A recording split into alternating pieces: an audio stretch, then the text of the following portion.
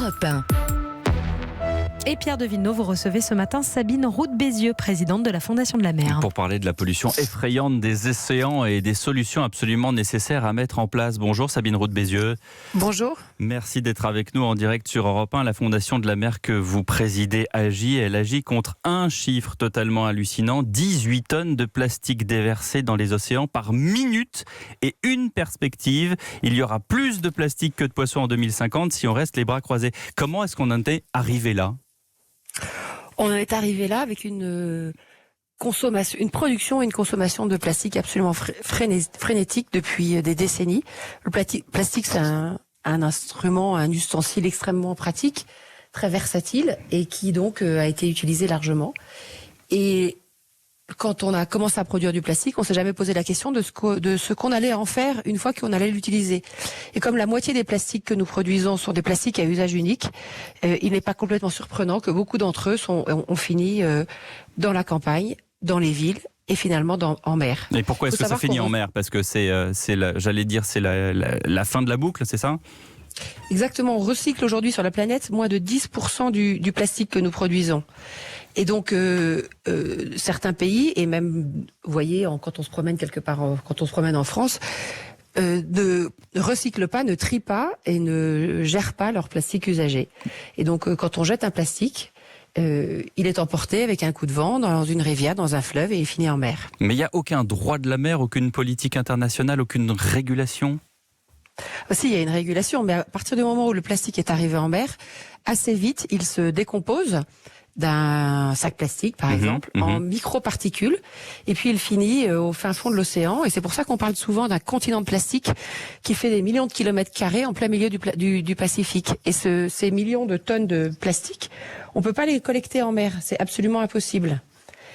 Donc l'enjeu, c'est d'aller stopper le robinet des 18 tonnes par minute que vous avez évoqué, directement à terre. Alors justement, c'est la raison de votre présence ce matin sur Europe 1. Votre fondation agit, je l'ai dit en préambule. Vous lancez une plateforme, j'allais dire participative. Comment ça marche ? Ah oui, exactement. La Fondation de la Mer a lancé une plateforme digitale qui s'appelle Un geste pour la mer et elle permet de créer une communauté au fond, une communauté qui rassemble chacun de nous, tous les citoyens et les associations et les collectifs qui, aux quatre coins de notre pays, se sont mobilisés pour organiser des collectes.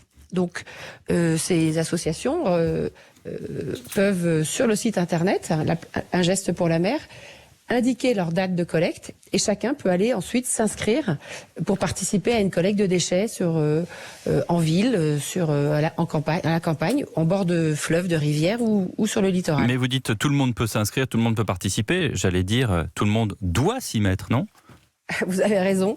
Il est urgent d'agir pour que on se retrouve pas avec un océan qui étouffe sous la quantité de plastique. Pour éviter nous-mêmes d'aller ingérer du plastique, pour arrêter le massacre indirect qui est fait sur tous les animaux marins et les oiseaux marins. Oui, parce qu'ils disparaissent, ils mangent ce plastique, quoi. Ils mangent ce plastique. Oui, une étude récente a montré que nous ingérons chaque semaine l'équivalent d'une carte de crédit en plastique.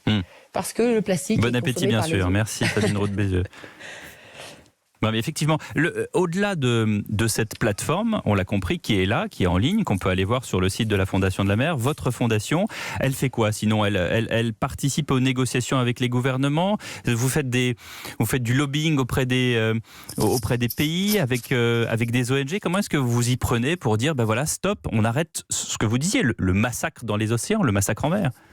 Oui, alors la Fondation de la Mer agit dans plusieurs dimensions. D'abord, effectivement, son premier combat, c'est de protéger l'océan. Donc de protéger la biodiversité, de lutter contre toutes les menaces, la pollution plastique, les trafics, la pêche illégale. Elle permet aussi de soutenir des milliers d'associations qui sont engagées dans ces différents combats. Et puis enfin, elle a un énorme travail d'éducation et de sensibilisation. Nous avons une convention signée avec l'Éducation nationale qui permet aux membres de la Fondation de la mer d'aller dans les écoles pour partager leur passion et leur conviction pour la mer. Et puis nous travaillons avec le grand public comme pour cette plateforme. C'est pas facile de se faire entendre, hein. Les ONG sont souvent perçues comme des poils à gratter, notamment des poils à gratter politiques. Comment est-ce que vous expliquez, par exemple, la différence entre, d'une part, la vraie prise de conscience écologique, ça nous touche, nous tous, hein, les gens, tout le monde, depuis ces, on va dire, 4-5 ans, et puis l'échec patent d'une grande réunion internationale comme la COP25? C'est dommage, effectivement, que la COP25 en soit arrivée là.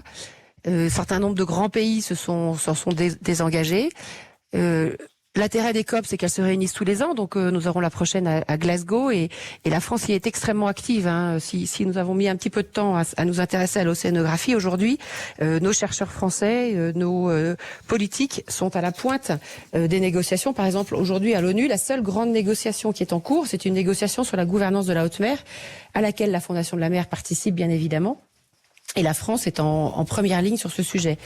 Le gouvernement français aussi s'y intéresse. Hein. Vous connaissez la loi sur l'économie circulaire et d'autres qui sont en cours de réflexion. Et puis les entreprises commencent à se mobiliser parce qu'elles ont pris conscience qu'elles ont été responsables. Elles sont responsables de l'état aujourd'hui désastreux de la planète, mais qu'elles ont également les solutions pour y parvenir. Et à la Fondation de la mer et beaucoup d'ONG, nous nous mobilisons pour accompagner les entreprises dans leur transformation. Et l'une des solutions, c'est cette plateforme qui est donc mise en ligne sur le site de la Fondation de la mer que vous présidez, Sabine Roux de Bézieux. Merci beaucoup d'avoir été avec nous en direct sur Europe 1. Je vous en prie.